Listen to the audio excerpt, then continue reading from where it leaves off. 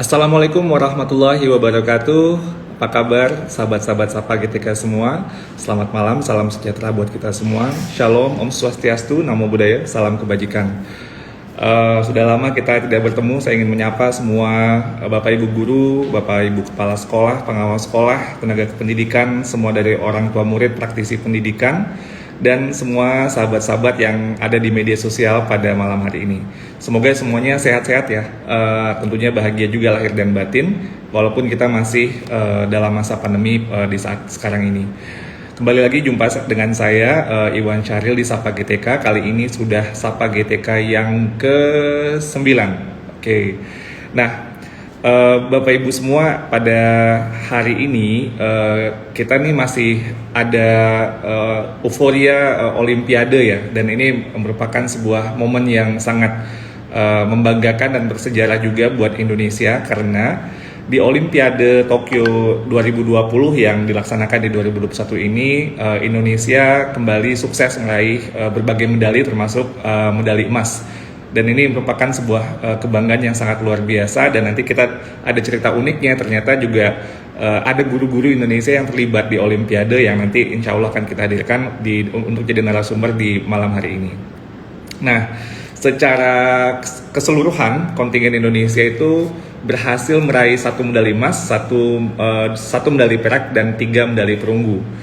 Ada 28 total atlet Indonesia yang berlaga, dan 6 berhasil meraih medali, yaitu 3 dari angkat besi, yaitu Windy Cantika Aisyah, Eko Yuli Irawan, Rahmat Erwin Abdullah.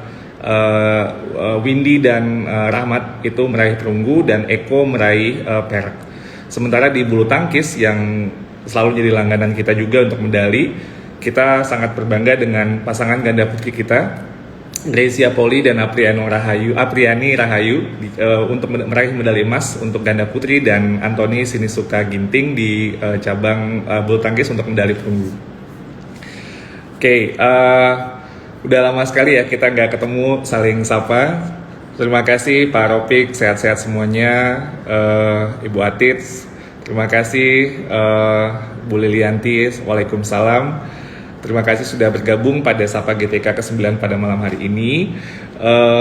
Dan semoga walaupun dengan kondisi PPKM darurat yang mungkin masih di beberapa kota terutama di Jawa dan Bali, dan PPKM mikro mungkin buat daerah lainnya, kita semua tetap bisa beraktivitas walaupun dengan semua keterbatasan, dan terus tentunya untuk semangat belajar dan berbagi kita terus galakan di sesama rekan pendidik. Nah, sedikit rekap nih, walaupun udah agak lama ya Sapa GTK ke-8. Maaf, kita berjumpa dengan Pak Rahmat dan Bu Jenny untuk mengupas filosofi Ki Hajar Dewantara dan bagaimana penerapannya di proses belajar mengajar pada waktu itu. Pak Rahmat adalah guru dan kepala sekolah dari SMP SMA Tunas Bangsa. Jadi dia di 2 sekolah di Kuburaya, Kalimantan Barat. Sedangkan Ibu Jenny Naralia itu guru dari SD Kalam Kudus di Kota Medan, Sumatera Utara. Pada waktu itu Pak Rahmat dan Bu Jenny memiliki cerita-cerita yang unik ya. Jadi misalnya Pak Rahmat ini menolak untuk berkarir di Bank Indonesia dan memutuskan untuk jadi guru SD di awal karirnya, dan karena ini merupakan hal yang membahagiakan buat dirinya. Dan sekarang kemudian dia terus meniti karir sehingga menjadi guru di SMP dan kepala sekolah di SMP dan SMA sekaligus, dan tetap mengajar selama 20-25 jam seminggu. Ini luar biasa, kepala sekolah, 2 sekolah, lalu tetap mengajar 20-25 jam dalam seminggu. Nah, Bu Jenny juga memiliki cerita yang sangat unik, karena beliau sudah bercita-cita jadi guru itu sejak waktu SMP, dan ini terus konsisten sampai sekarang tetap menjadi guru dan menjalani apa yang beliau cita-citakan, dan sangat bahagia luar biasa untuk menjadi seorang guru. Nah, Ki Hajar Dewantara kita hadirkan pada tema yang lalu, dan ini menginspirasi banyak guru-guru di Indonesia, karena kita sangat bangga sekali dengan Bapak Pendidikan kita, dan termasuk Pak Rahmat dan Bu Jenny yang pada waktu itu berbagi tentang bagaimana Ki Hajar Dewantara itu sangat dekat dengan filosofi mereka sebagai pendidik. Ada hal yang kemudian waktu itu digarisbawahi oleh narasumber kita tersebut, misalnya konsep pantangan, bahwa ketika menjadi seorang guru itu atau seorang pendidik ada 3 pantangan: tidak boleh menyalahgunakan kewenangan, tidak boleh memanipulasi keuangan, dan tidaklah boleh melakukan hal asusila. Dan waktu itu dari Pak Rahmat yang menekankan bahwa Ki Hajar itu bukan saja tentang pendidikan tapi juga tentang peradaban secara keseluruhan, dan bagaimana melakukan pendidikan itu dengan mengutamakan cinta kasih, memandang anak dengan rasa hormat yang merupakan esensi dari filosofi Ki Hajar Dewantara. Oke, nah itu rekap yang Sapa GTK sebelumnya. Nah, sahabat-sahabat Sapa GTK, untuk episode Sapa GTK ke-9 pada malam ini, kita akan berbagi dan bercerita mengenai sosok guru-guru kita yang mendunia dalam kegiatan ajang Olimpiade yang berlangsung di Tokyo pada tahun ini. Mudah-mudahan coba saya cek ya apakah sudah hadir Pak Wahyana dan Ibu Lia. Coba saya cek dulu apakah sudah hadir beliau. Saya udah lupa lagi ini gimana caranya untuk ngecek. Oke, ada Pak Wahyana, Ibu Lia. Oke, coba.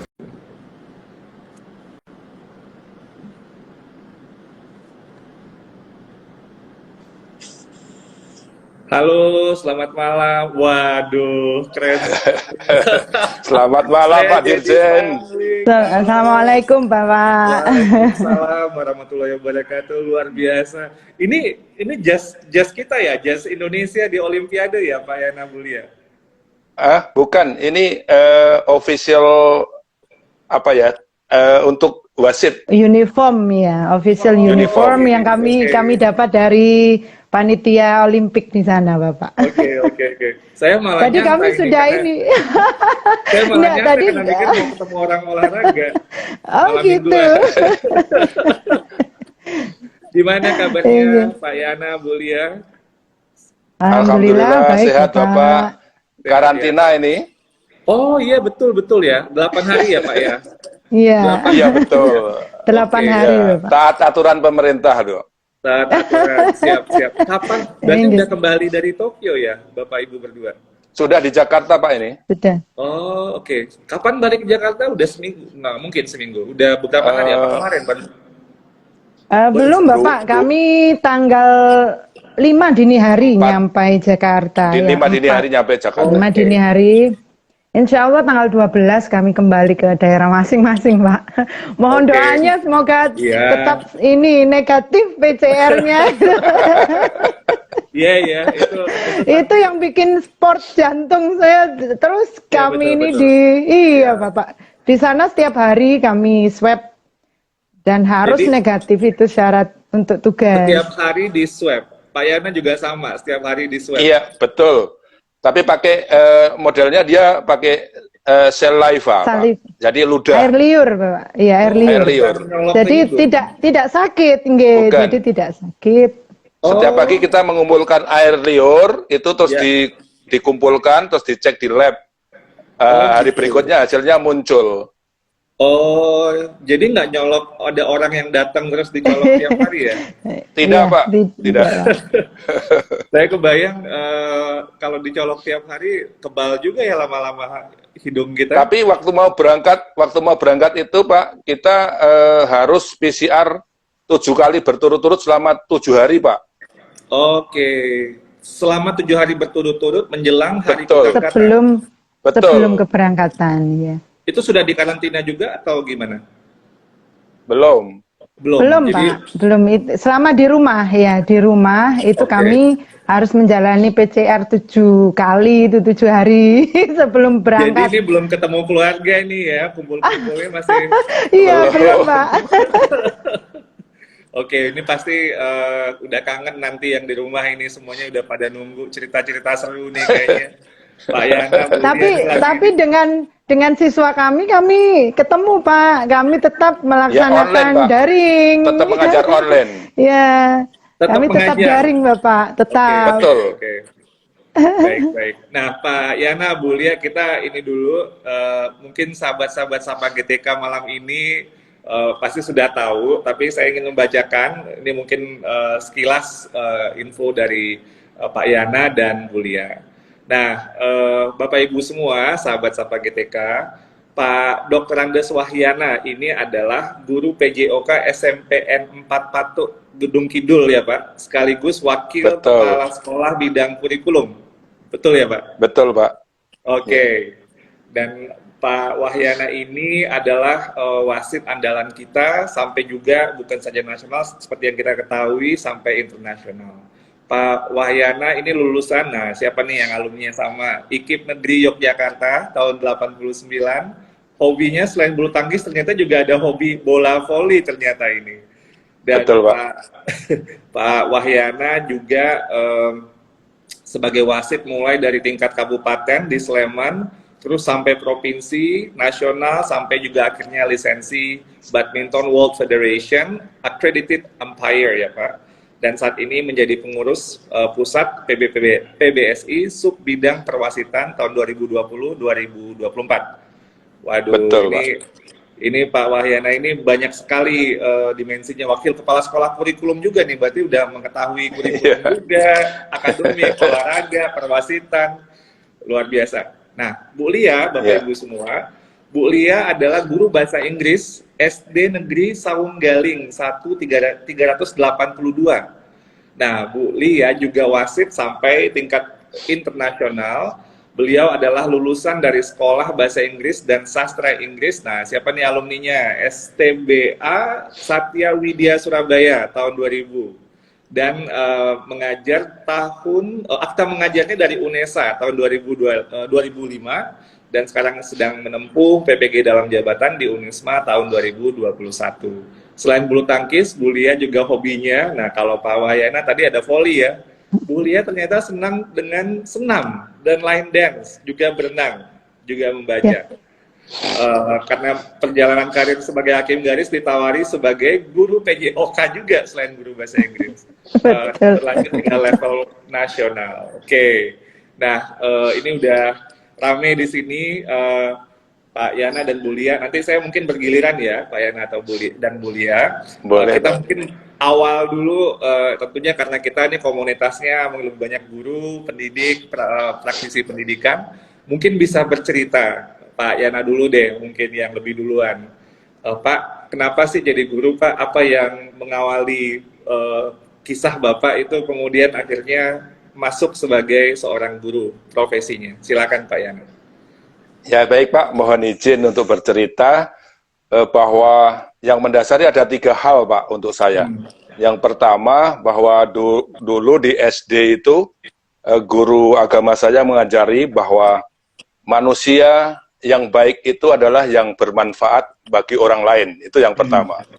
Kemudian yang kedua, itu memang faktor ekonomi keluarga saya boleh dikatakan kurang mampu saat itu. Terus kemudian faktor yang ketiga, hobi saya olahraga. Nah, waktu SMP saya berpikir, apa yang bisa tiga-tiganya ini dapat gitu ya. Tiga-tiganya dapat, hobi olahraganya dapat, terus bermanfaat bagi orang lain, kemudian bisa meningkatkan faktor ekonomi. Nah, akhirnya saya memutuskan untuk sekolah di SGO, Pak, Sekolah Guru Olahraga. Nah, harapannya kalau tidak bisa melanjutkan kuliah karena faktor ekonomi, saya sudah punya SIM, Pak, surat izin untuk mengajar gitu kan. Nah, akhirnya saya masuklah di sekolah guru olahraga itu dan dapat tiga-tiganya. Hobi saya tersalur, kalau guru ya pasti bermanfaat bagi orang lain kan Pak, karena membagikan ilmu. Kemudian yang berikutnya, alhamdulillah cita-cita saya berhasil menjadi guru. Dan ini tentu saja bisa mengangkat ekonomi rumah tangga, itu Pak. Baik, baik Pak Yan. Jadi menggabungkan 3 hal itu. Pak Yana langsung mengajar, sudah SGO, apa kuliah dulu baru mengajar?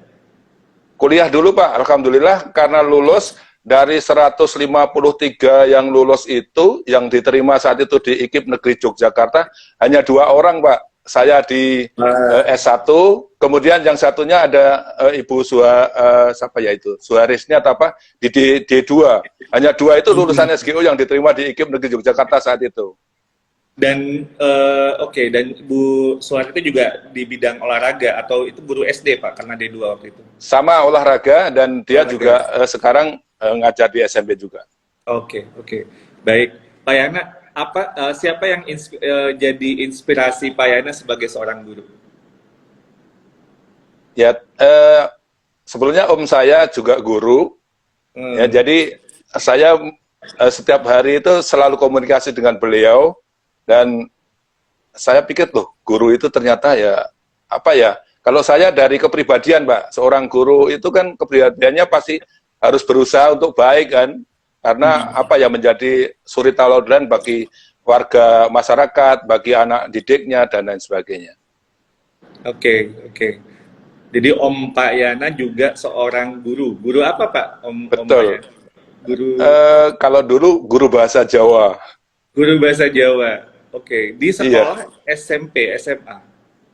Di SMP juga, dan itu menginspirasi dan apa ya istilahnya memberikan pendidikan saya agar bisa jadi MC Pak, MC manten. Kalau di Jogja itu kan kalau MC manten pakai bahasa Jawa itu. Jadi sampai sekarang saya masih bisa lah bahasa Jawa gitu. Oh, Pak Yana juga sebagai MC nih.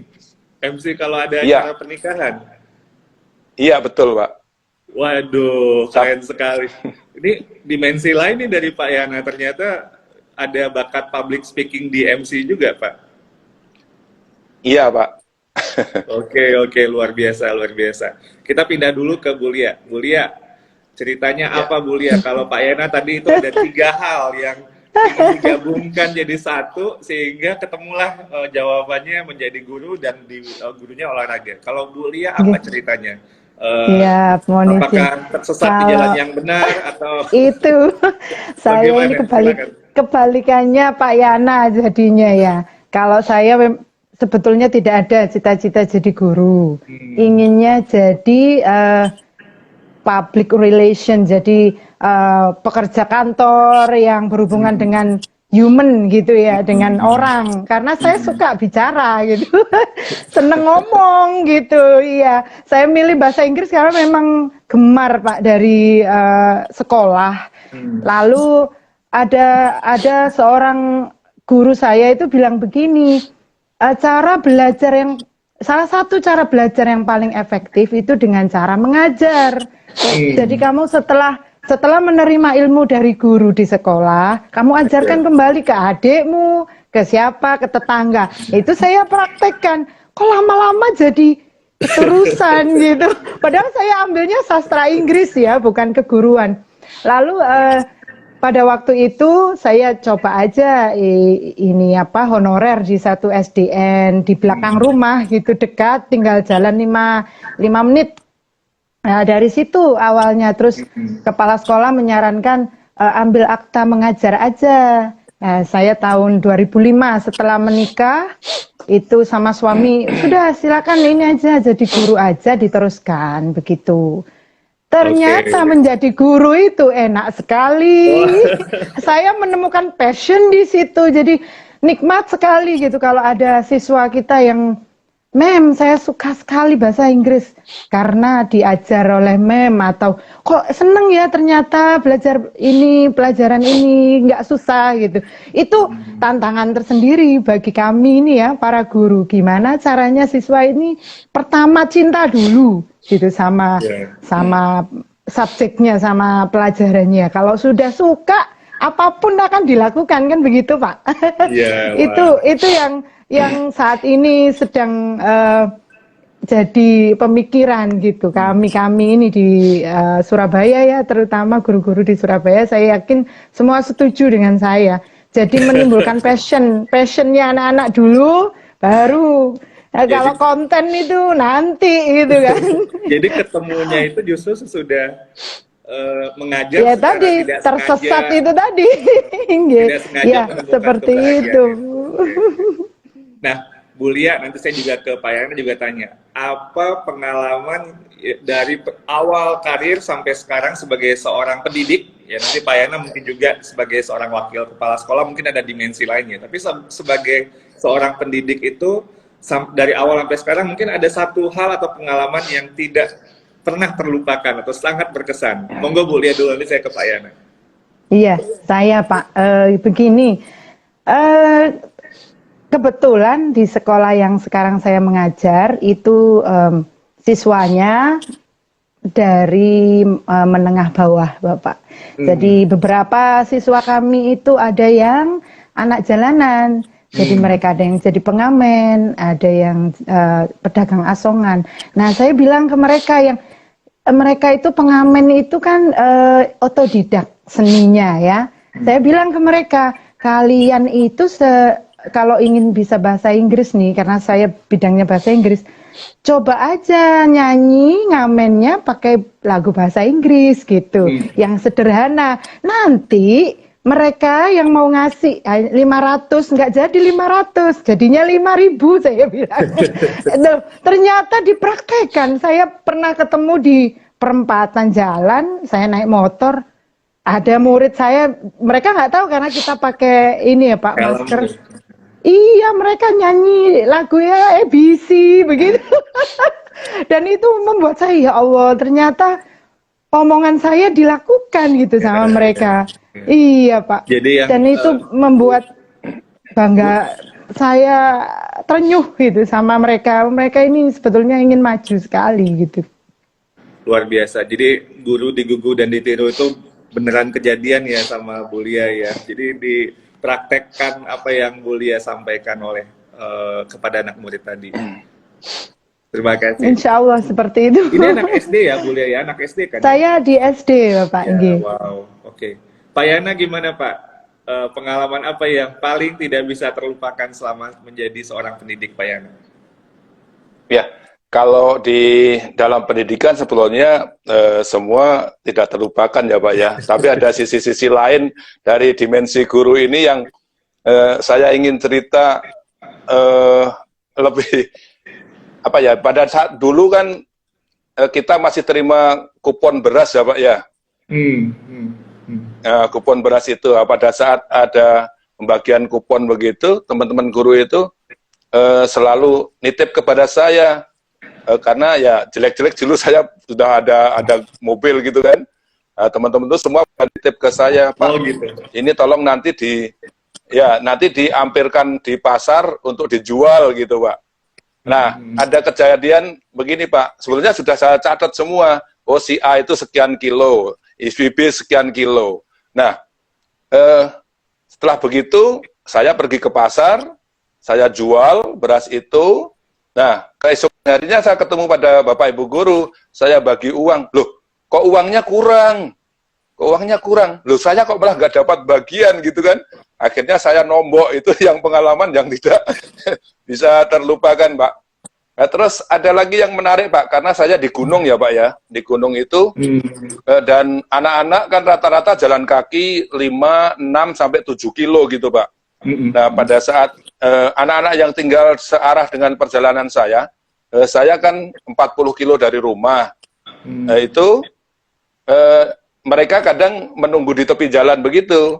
Terus bareng saya saat berangkat, ada beberapa anak gitu, atau pulangnya juga begitu.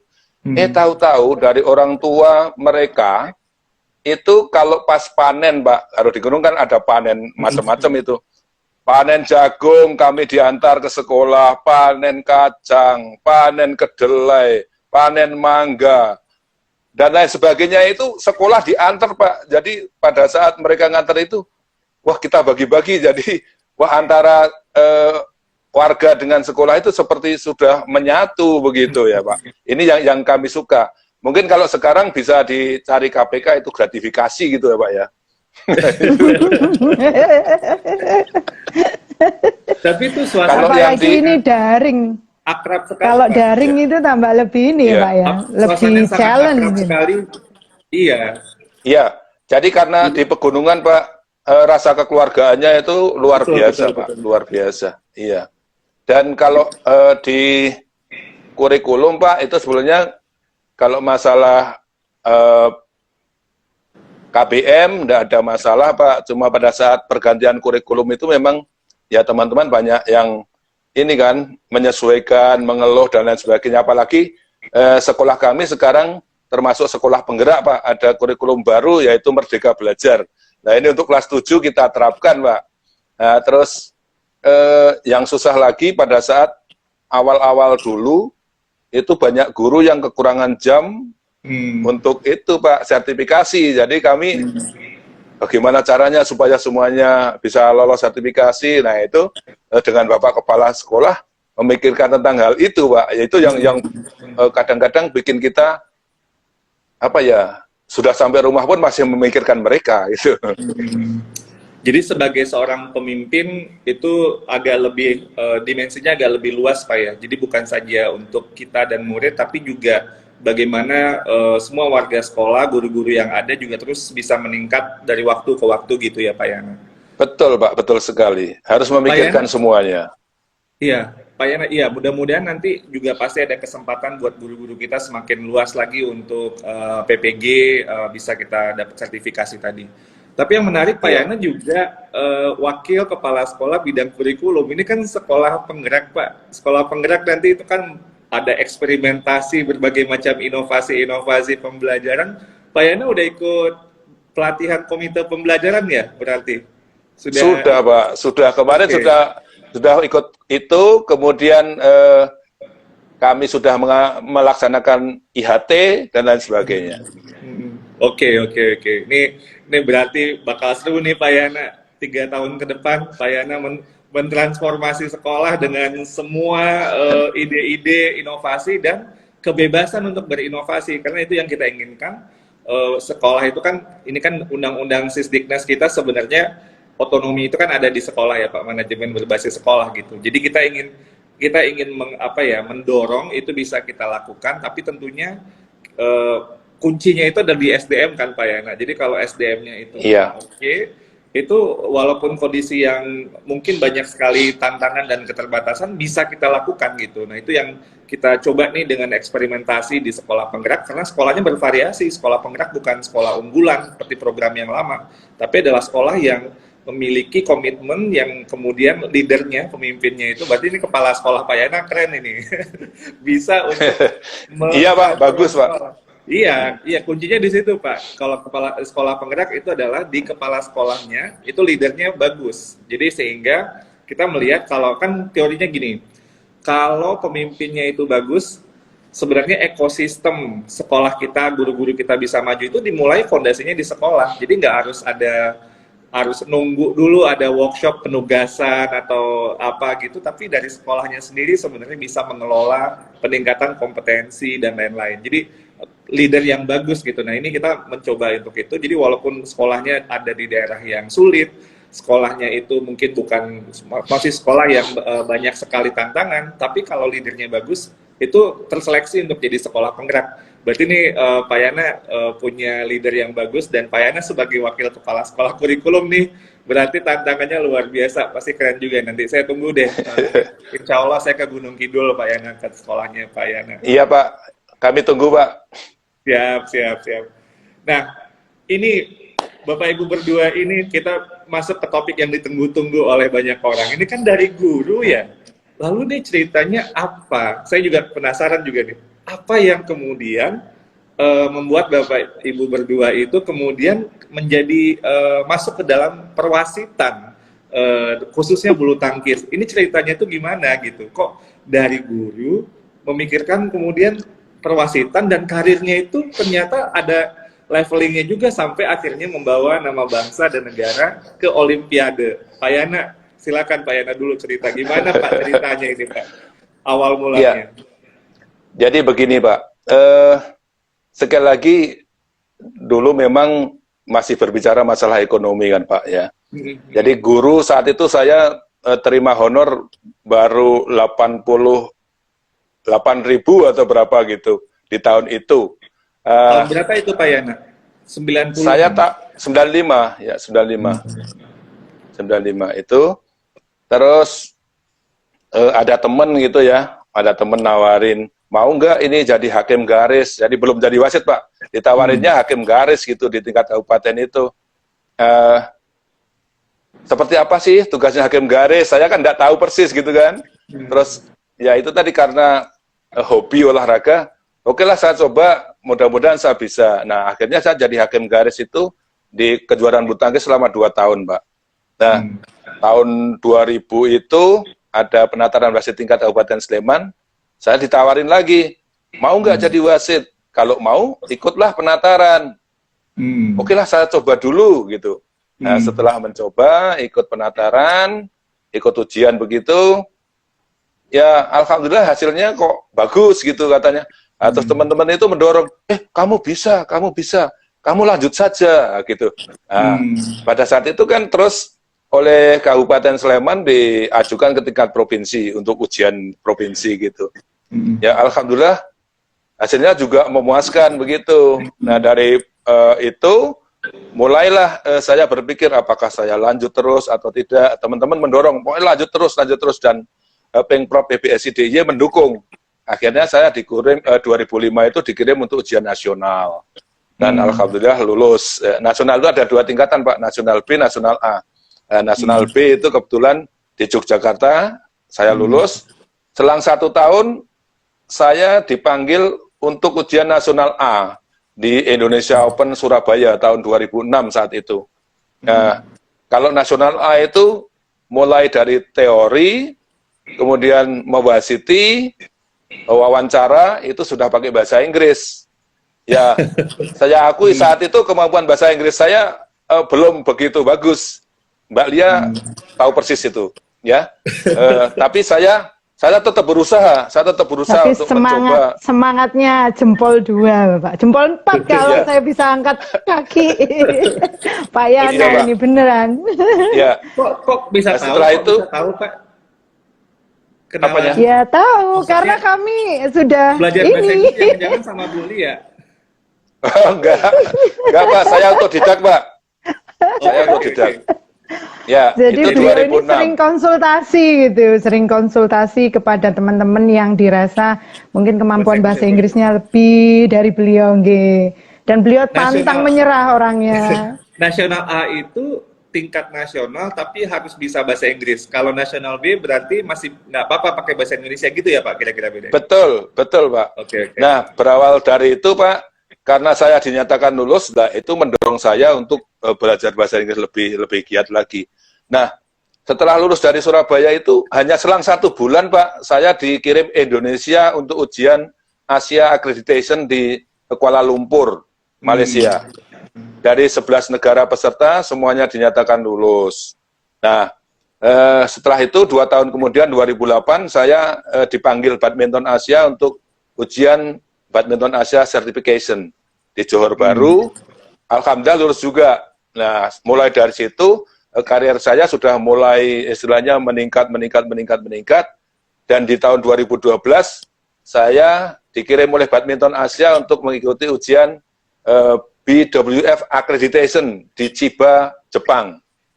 Ya, dari 16 peserta saya termasuk yang 12 yang lulus, 4 yang gagal. Nah, setelah itu oke ya, saya dapat penugasan dari BWF kan. Mungkin dirasa sudah cukup pengalaman dan kemampuan untuk wasit layak untuk certification, maka 2016 itu saya dipanggil ujian certification di Thomas Huber Cup Final Kunsen, China. Nah, alhamdulillah lulus Pak. Jadi saya mendapatkan BWF Certificated Umpire di tahun 2016 itu. Maka dengan kemampuan atau lisensi yang tertinggi itu, saya diberi kesempatan untuk bisa bertugas di Olimpiade, gitu Pak. Wah. Dan yang menggembirakan Pak, saat ini Pak, setelah tahu begitu, saya disuruh mengajar bahasa Inggris di kelas 8 Pak.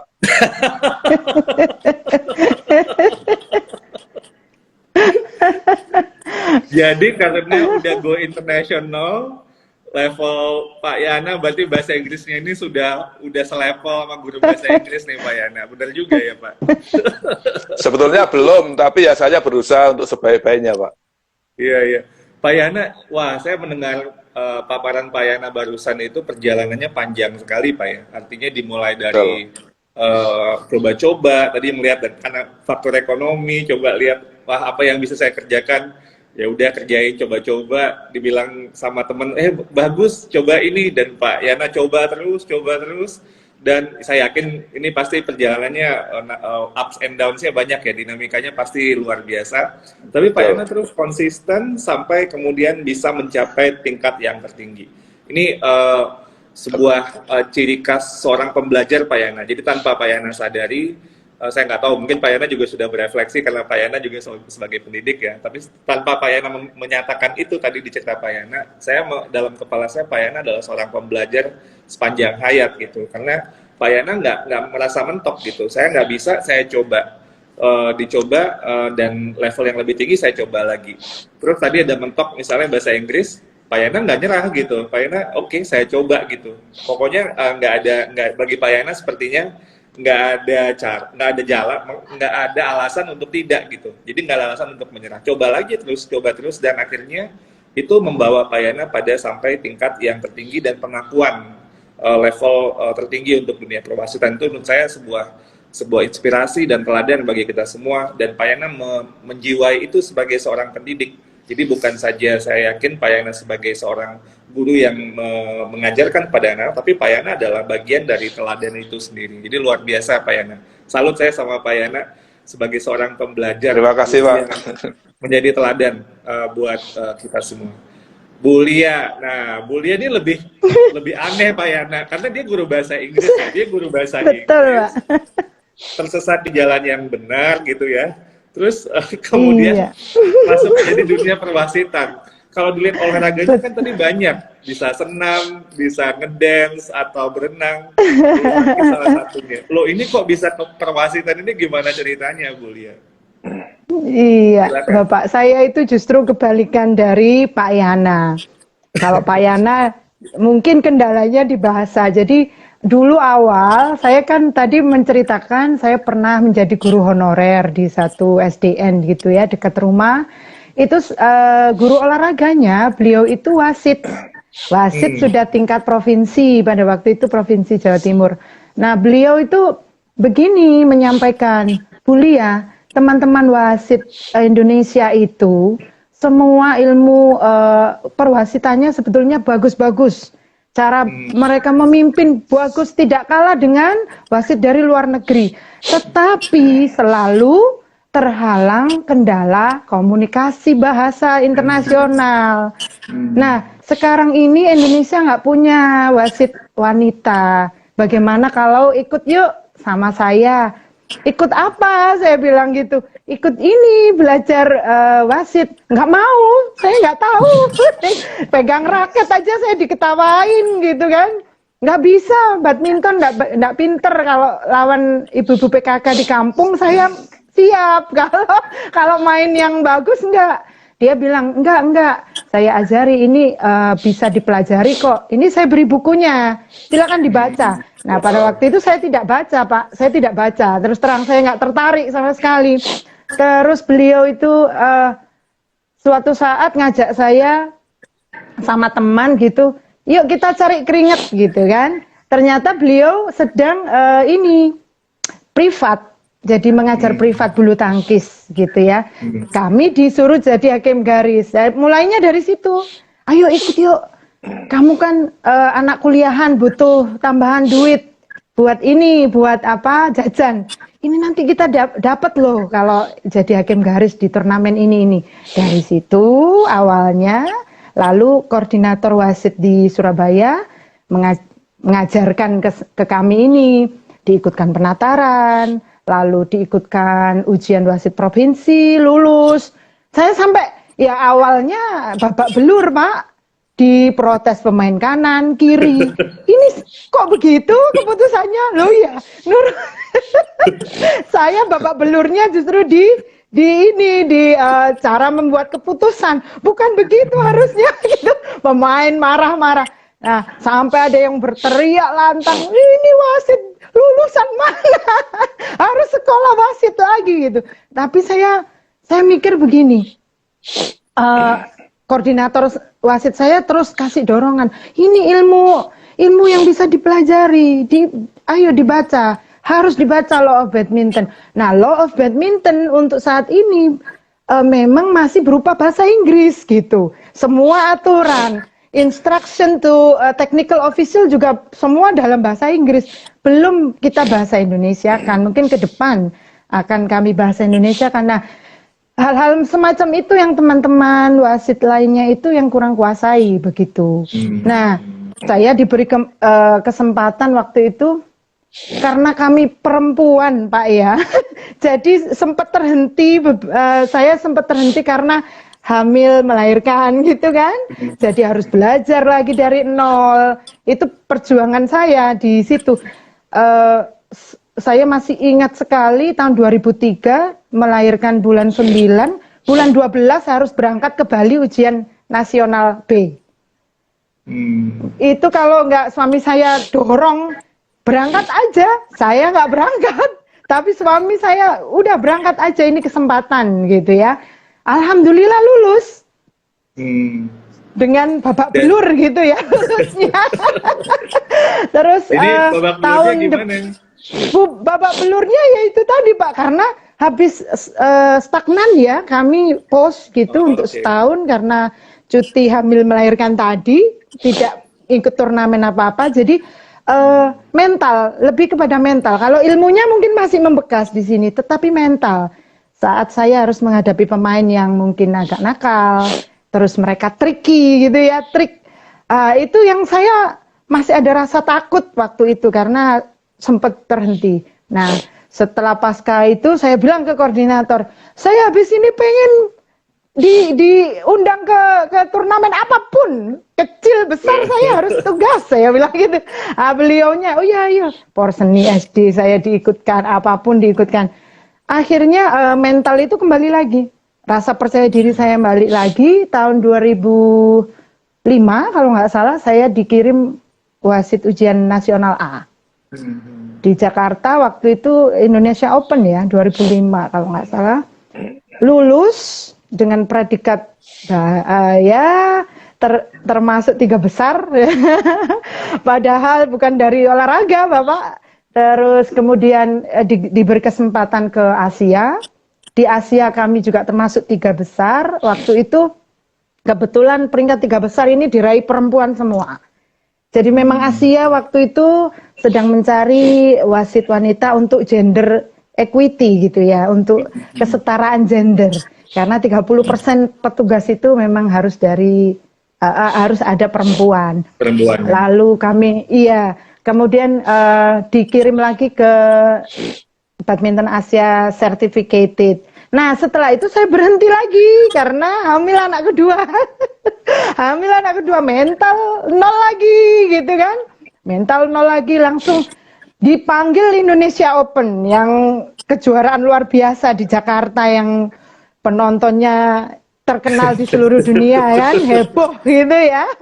Itu mental saya ditempa lagi, akhirnya ujian BWF, saya alhamdulillah lulus sampai ke certificated tahun 2017.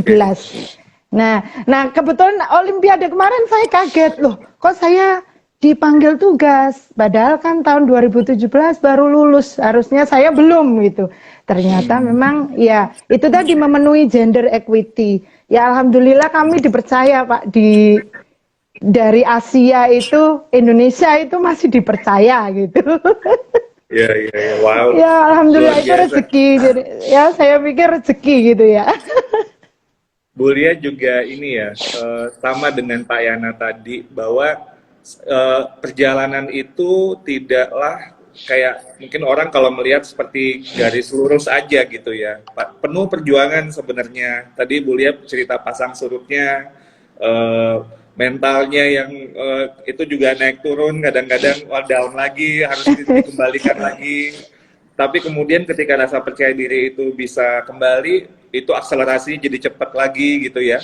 Dan sampai juga Bu Lia sampai pada tempat sekarang ini udah level Olimpiade, ini kan juga luar biasa. Ada hal yang menarik nih dari cerita Bu Lia dan Pak Yana. By the way, ini fansnya Bulia dan Pak Yana udah banyak nih di sini berkomentar, Mem Lia, Bulia, Pak Yana dan katanya mantan muridnya. Lalu banyak yang bilang sangat terinspirasi dan teladan bagi kita semua, bangga sekali dengan Pak Yana dan Bulia. Eh, Terima kasih. Nah, saya tuh satu yang gregetan pengen nanya. Ini jadi wasit tadi Pak Yana kan bilang dibilang sama temennya, kamu bagus jadi wasit gitu. Nah, Bulia juga tadi kan juga dibilang, waduh saya babak belur di protes mau pemain dan lain sebagainya. Jadi Iya. pertanyaan saya simpel, tapi mungkin jawabannya nggak bisa kompleks ya. Tapi mungkin kalau dalam secara sederhana saja, menurut Pak Yana dan Bulia, jadi wasit yang baik itu seperti apa sih gitu? Mungkin ke Pak Yana dulu, nanti saya ke Bulia. Silakan Pak Yana. Ya, jadi memang seperti di BWF itu kan ada yang namanya Technical Official Code of Conduct. Jadi sudah ada kode etiknya gitu ya Pak ya. Jadi memang kita tidak boleh memihak ke sebelah pemain. Kita harus berlaku adil gitu. Kemudian menerapkan peraturan yang ada, ya peraturan yang ada dengan adil itu tadi. Terus pada saat kita di lapangan itu memang harus betul-betul tegas dalam artian tidak galak ya Pak ya. Jadi kita harus tetap istilahnya ramah dengan pemain karena di sana dikatakan bahwa game for the players. Jadi permainan itu untuk pemain. Jadi kita tetap arif lah, bijaksana di lapangan, tetapi tidak lembek atau lemah. Sehingga kita bisa betul-betul melaksanakan tugas itu dengan sebaik-baiknya. Karena apa? Kalau kita ada rasa ragu-ragu begitu kan, kadang-kadang pemain justru malah mengerjain kita gitu kan. Tetapi kalau kita tegas sesuai dengan aturan, ya pemain pasti akan tetap mengikuti. Dan selama ini saya juga belum pernah istilahnya mendapat protes keras dari pemain. Dan Pak Yana kemudian memimpin final Olimpiade, Pak. Bayangkan, Pak, itu sebuah pencapaian untuk wasit yang luar biasa. Itu kan kalau di final, acara final itu udah puncak, Pak, dari sebuah perhelatan. Artinya pasti dari secara internasional melihat bahwa Pak Yana mampu dan memiliki kapasitas sehingga dipercaya untuk sebuah momen yang sangat penting, sangat kritikal gitu ya untuk memimpin itu luar biasa. Nah, kalau Bulia apa? Ya. Menjadi wasit yang baik itu seperti apa sih gitu ya? Dengan bahasa Bulia secara sederhana aja. Saya sederhana aja ya. Untuk yang khususnya di bulu tangkis, pastinya wasit bulu tangkis itu harus know law of badminton, itu harus know by heart. Maksudnya harus benar-benar paham gitu tentang peraturan bulu tangkis itu sendiri. Kemudian yang kedua, seperti Pak Yana tadi bilang, kita tidak boleh bias ya, nggak boleh memihak satu sama lain karena apalagi di bulu tangkis itu kan rally point, jadi satu poin itu sangat berharga, jadi harus tidak bias, dan yang ketiga harus alertness-nya harus tinggi. Jadi kita harus kesiapsiagaannya tinggi, karena kalau kita meleng sedikit dan kesalahan ada di kita, itu kasihan nanti pemain yang harusnya dapat poin itu ya. Apalagi di Olimpiade kemarin kami dari awal sudah diingatkan bahwa setiap pertandingan atau setiap permainan itu kita anggap sebagai final karena mereka membela nama negara mereka masing-masing. Jadi mereka pasti tidak mau mengalah gitu kan. Dan satu poin itu mereka akan fight gitu, kejar mati-matian satu poin itu, dan itu memang terjadi ya saat di Olimpiade. Betul. Jadi itu Pak, kemarin banyak sekali. Gimana caranya nggak bias kalau yang misalnya yang dipimpin itu Indonesia melawan Indonesia. Malaysia misalnya atau lawan Iya. Korea atau Cina. Nah, itu Nah, gimana caranya? itulah makanya ada peraturan bahwa jika pemain itu dari negara A, Oh, nggak maka boleh. wasit atau petugas dari negara A juga tidak boleh. Karena Oh, pasti oke. ada, Pak. Ada perasaan bias itu ada. Nah, Pasti. oleh sebab itu, maka ada kode etik yang melarang kami. Maka Oh, teman-teman banyak yang tanya pada waktu Gracia Poli sama ini kok bukan kamu yang jadi petugas. Ya mana mungkin. Itu itu sudah nggak boleh diatur ya? memang kode etik Iya, tidak iya. boleh Bapak Engge. Ya. Ya. Jadi kalau Jawa Timur atau Surabaya bertanding, Bu Lia nggak boleh jadi wasit ya? Pak Yana juga kalau Jogja, Iya, Jawa kalau Timur di lawan PON Jogja itu gitu nggak ya. boleh dua-duanya. Kalau di PON gitu kita tidak boleh Pak. Jawa Timur main lawan Tapi Jogja. kalau Eh, suaminya misalnya Jawa Timur, Jawa Barat, suaminya dari Jawa Barat gimana? iya, suami saya orang Jawa Barat. Bapak tahu aja. Saya nebak aja tadi. Iya, Tapi maksudnya gitu. kitanya enggak, tapi Iya. orang di rumah gitu loh. Orang di rumah gitu ya. Tetap nggak apa-apa, Pak. Nggak ngaruh. Nanti ke rumah nggak dibukain pintu, nggak boleh pulang. Oh gimana? gitu. Ya masa mau nginep di hotel lagi, Pak Yana? Nah, ada satu Tidak, pertanyaan ya. saya lihat foto Pak Yana kan sekarang lagi beredar di mana-mana nih, karena Pak Yana mimpin finalis kemarin kan. Yang saya kemudian memperhatikan secara tidak sengaja gitu ya, tadinya saya nggak memperhatikan gitu. Itu kayak ada kamera ya Pak, kayak ada tempat monitor gitu ya di kursi wasit itu. Itu apa sih Pak? Bisa diceritakan nggak sama kita? Beneran nggak itu? Apakah itu cuma teks aja gitu atau itu memang kamera untuk memonitor atau gimana di kursi wasit itu Pak? Jadi di kursi wasit itu ada dua monitor Pak. Yang satu itu adalah untuk scoring system. Ya, jadi dia memerlukan device saja, alat untuk menambah poin dan lain sebagainya dan mencatat apabila ada kejadian-kejadian memberikan tanda begitu. Kalau yang di sebelah kecil, yang sebelah kiri itu ada lagi monitor kecil. Kalau kami kadang menyebut itu liliput gitu kan. Itu untuk apabila terjadi challenge Pak. Jadi apabila terjadi keberatan dari pemain, hasil itu kan dikirim lewat monitor kecil itu. Jadi kita tahu apakah shuttle itu masuk atau keluar. Jadi kita bisa memberikan keputusan kalau tadi hakim garisnya itu mengatakan keluar dan hasilnya juga keluar, nah, maka itu unsuccessful gitu kan. Nah, tapi kalau berbeda, misalkan tadi hakim garisnya mengatakan keluar, terus hasil dari review itu masuk, maka kita harus correction in dan lain sebagainya. Itu Pak. Oke. Dan tadi Pak Yana juga bilang harus tegas kalau ada pemain yang memang suka agak nakal gitu ya. Nah, saya langsung kebayang The Minions kita kan terkenal tuh Pak. Saya nonton The Iya, Minions gitu tuh itu kayak semua wasit kalau dapat minions mesti harus berdoa yang banyak gitu, Pak. itu mereka sangat pertama memang bagus secara teknik permainan, tapi juga selalu ada percikan-percikan yang drama yang kadang-kadang agak komikal gitu, agak entertaining gitu. Tapi kan bagi wasit enggak ya. Kalau bagi wasit itu kayak gimana Pak untuk menghadapi kondisi seperti itu? Kalau Pak Yana gimana? Bu Lia nanti juga gimana ada? Silakan. Jadi begini Pak.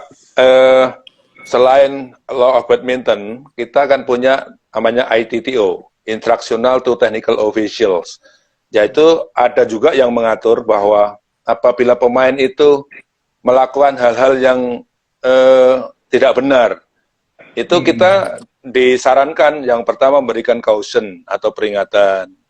Kemudian apabila dia melanggar, ada juga kita memberikan warning dengan kartu kuning. Kemudian apabila dia melakukan lagi, still does it, maka ya kita kasih kartu merah atau foul. Nah, kalau kartu merah ini akibatnya poin untuk lawan.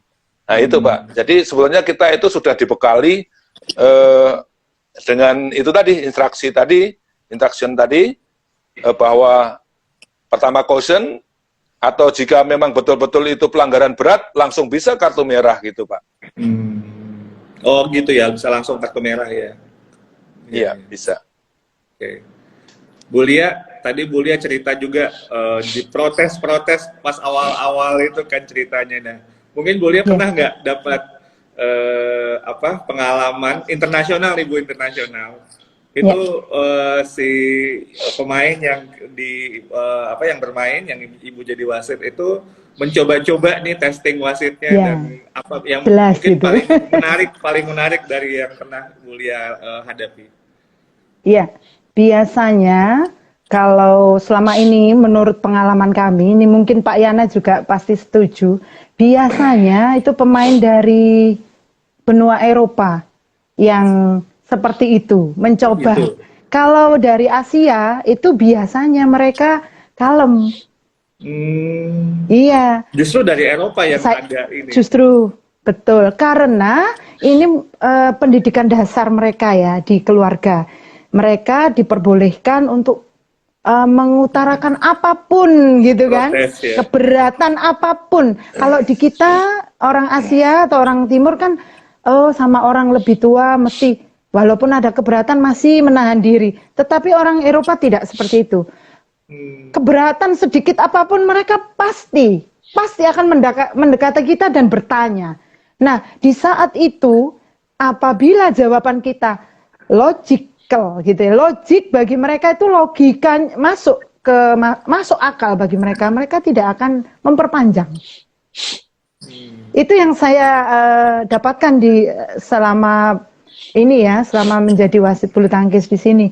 Jadi ketika kita memberi penjelasan dan mereka itu menerima, akal pikiran mereka menerima, oh ya ini logis, maka mereka akan mundur dan bermain kembali.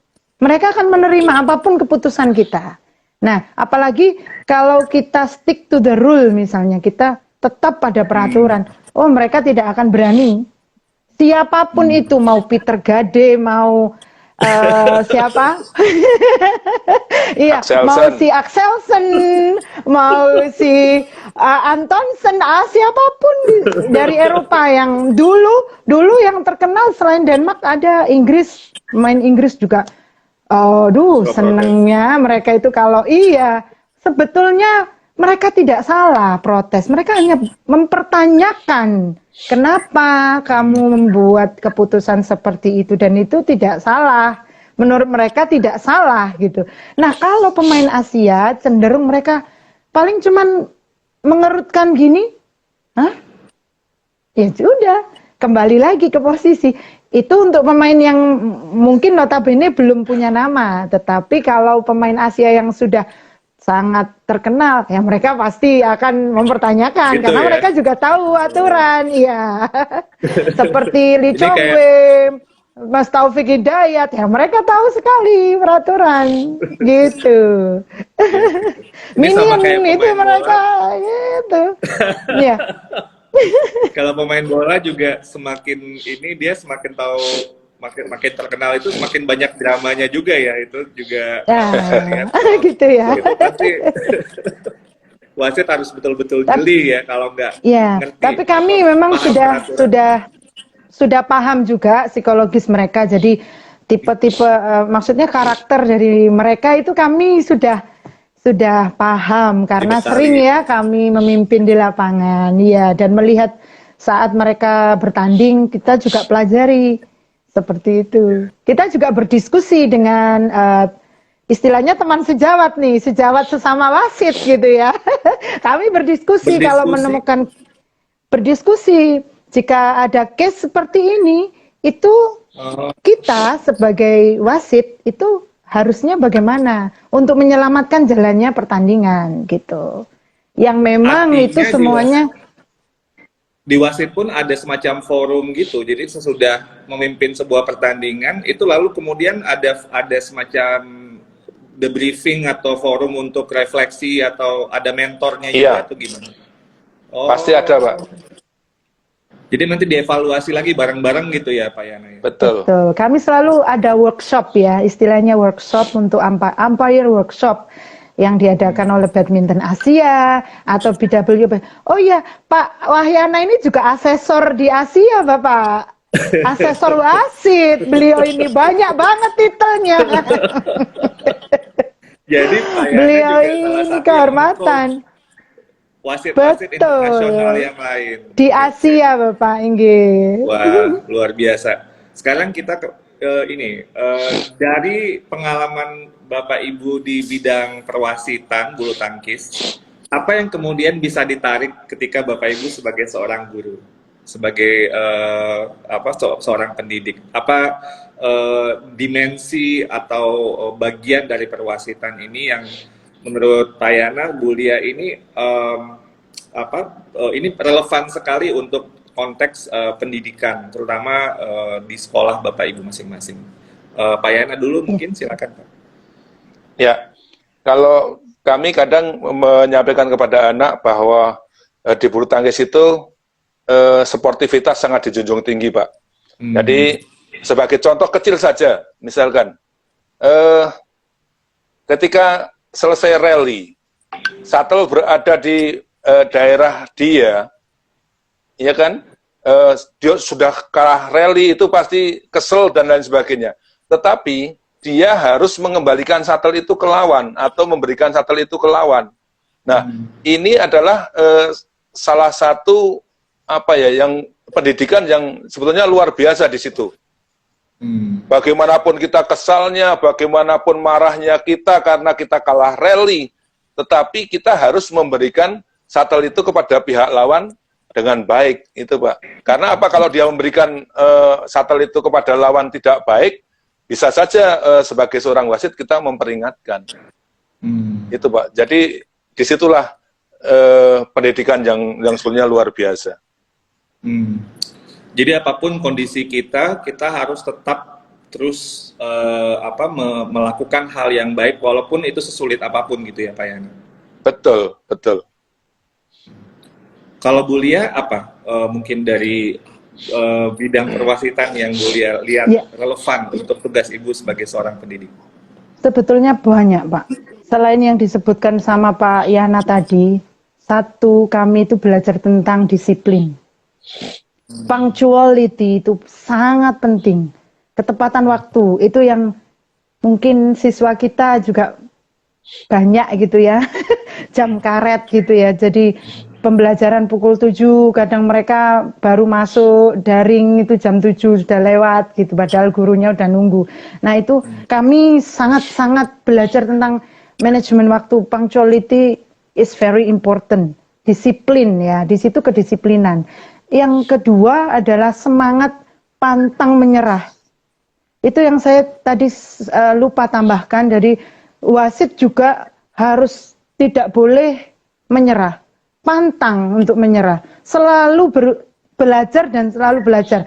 Kami walaupun sudah bersertifikat BWF certificated, kami juga harus selalu refresh memori Pak, harus selalu belajar lagi, baca lagi law of badminton, baca lagi ITTO, apalagi bulu tangkis itu dinamis. Kita selalu berkembang, selalu ada yang baru, selalu ada yang baru. Kalau kami ketinggalan informasi, pernah kejadian teman karena kurangnya informasi dan dia juga mungkin tidak belajar lagi gitu ya, salah menerapkan aturan dan itu disaksikan internasional, fatal sekali, dan itu kami nggak mau terjadi seperti itu. Maka kami harus belajar. Mungkin seminggu atau 1 bulan sebelum kami berangkat Olimpiade itu kami udah buka lagi law badminton, karena di masa pandemi ini kan tidak ada kejuaraan ya. Jadi otomatis kami juga nggak buka terus terang. Nah pada waktu kami mau berangkat 1 bulan atau beberapa minggu sebelumnya, kami harus refresh memori, itu harus. Dan dari BWF juga mengadakan workshop, kalau tidak salah sebulan sebelum ya Pak Yana, atau 2 bulan sebelum kita Olimpik ya, ada workshop dari 1 BWF. bulan sebelum.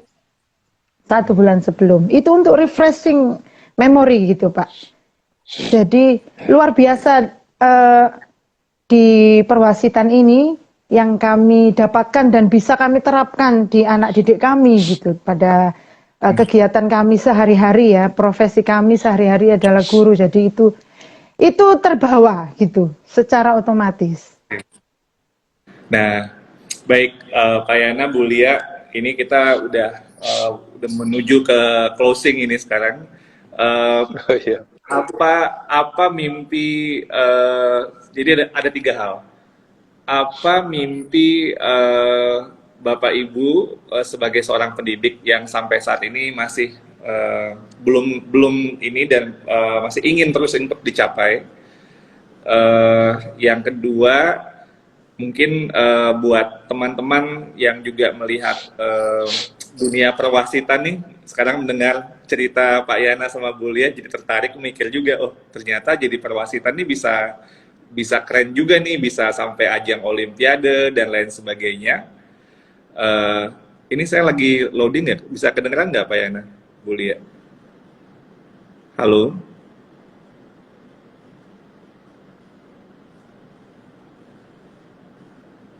Pak Yana, Bu Lia bisa mendengar saya?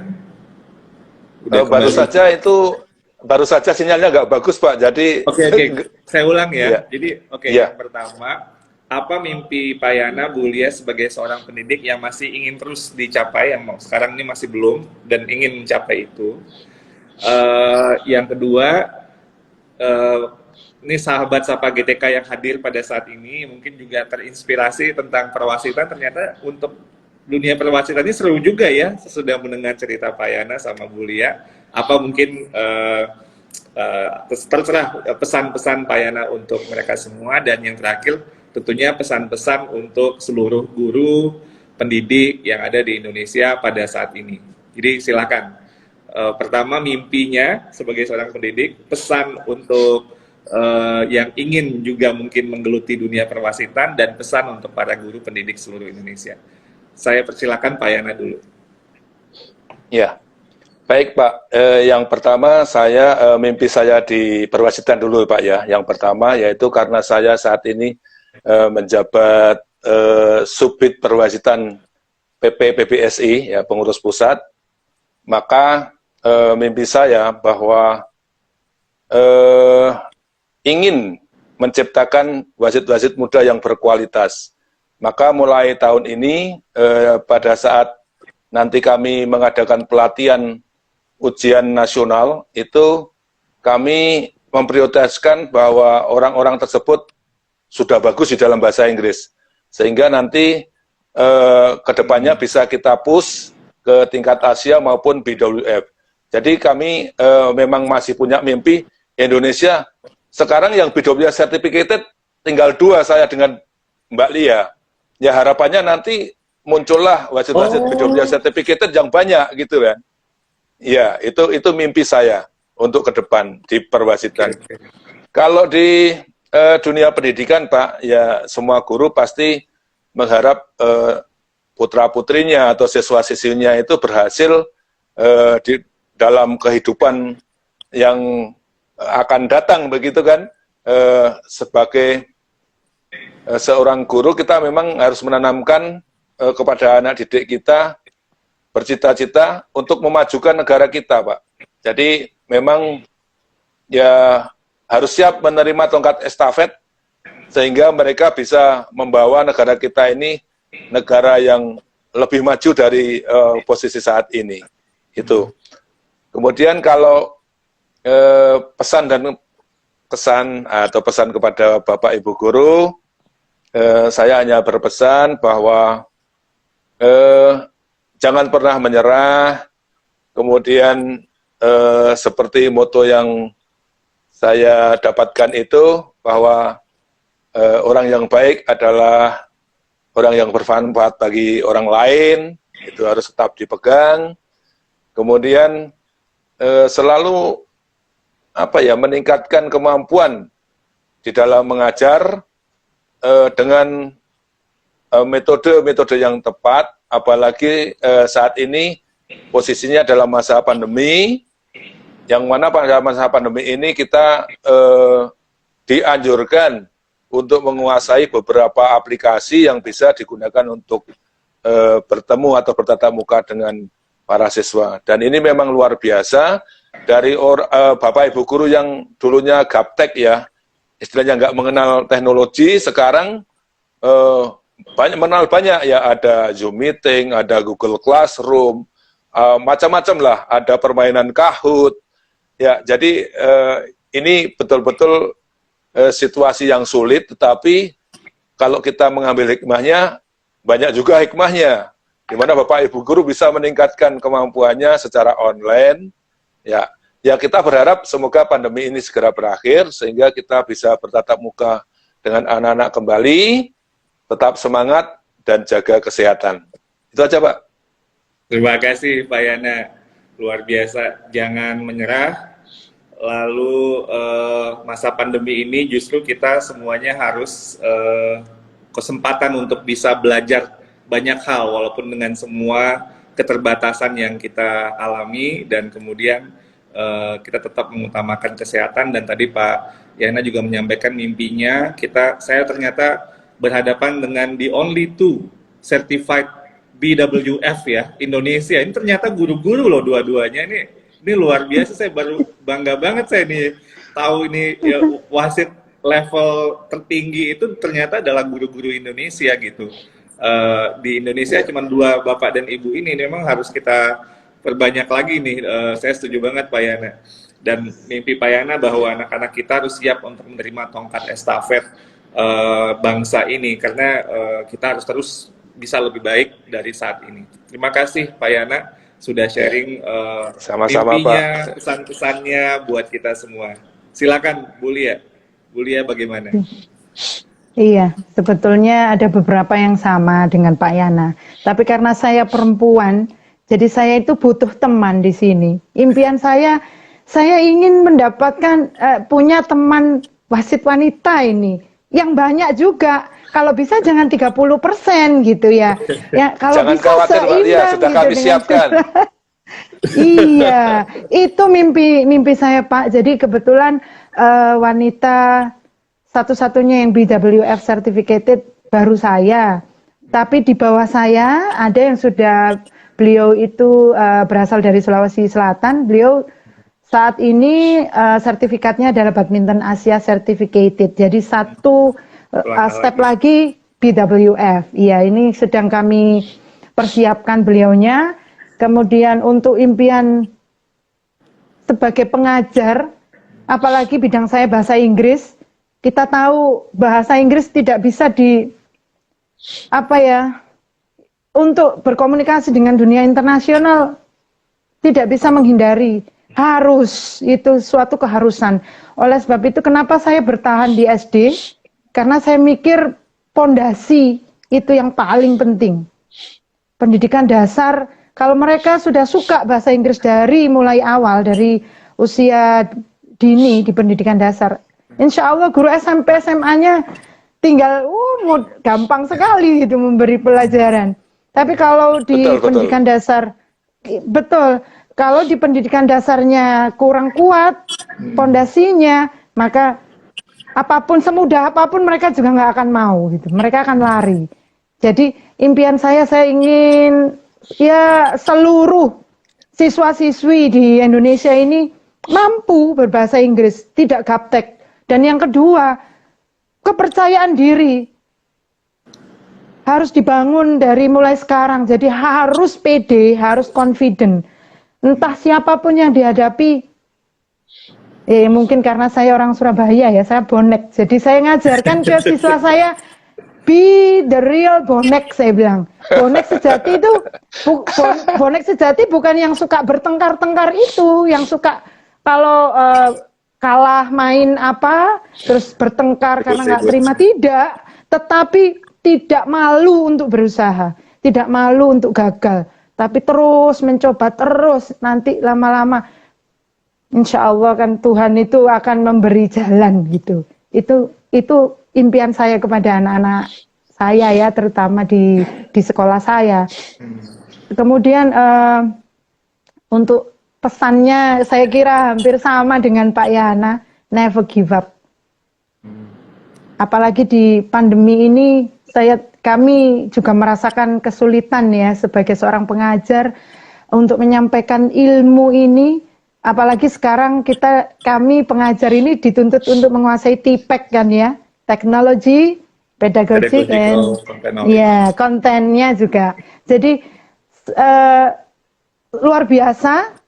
Saya lihat teman-teman saya di sekolah saya dan di lingkungan di Surabaya, mereka berusaha sekali untuk bisa menguasai teknologi ini. At least paling tidak mereka itu tidak mengalami kesulitan saat mereka menyampaikan materi gitu loh. Jadi never give up. Apapun kita bisa bersama gitu. Kita bisa bersama. Kalau kita bersama-sama pasti bisa apapun itu, insya Allah. Itu sih pesan saya, Pak. Terima kasih Bu Lia.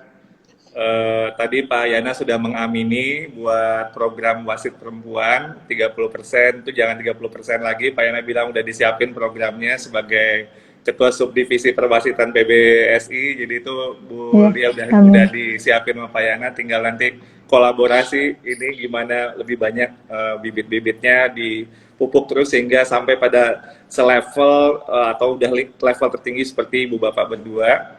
Terus bahasa Inggris tadi pesannya itu sangat penting dari pengalaman, saya yakin Bapak Ibu semua juga ternyata itu betul-betul pembeda gitu. Tadi diceritakan juga wasit-wasit Indonesia banyak yang bagus-bagus, tapi masalahnya ketika bahasa Inggrisnya berguguran karena komunikasi bahasa Inggrisnya masih belum level yang diharapkan gitu. Tapi pembedanya antara Pak Yana dan Bu Lia, terutama Pak Yana karena backgroundnya bukan bahasa Inggris, adalah keberanian untuk tadi tidak menyerah, pesan dari Bu Lia tadi.